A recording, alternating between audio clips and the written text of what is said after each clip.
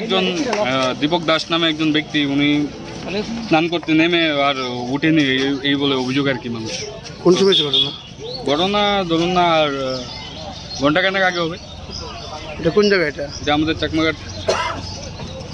মানে মূল ঘটনাটা মূল ঘটনাটা হয়েছে আমাদের চাকমাঘাটই, মানে নদীর জল তো এখন বাদ দেওয়ানো, মানে তাই স্নান করতে নেমেছিল ওখানে।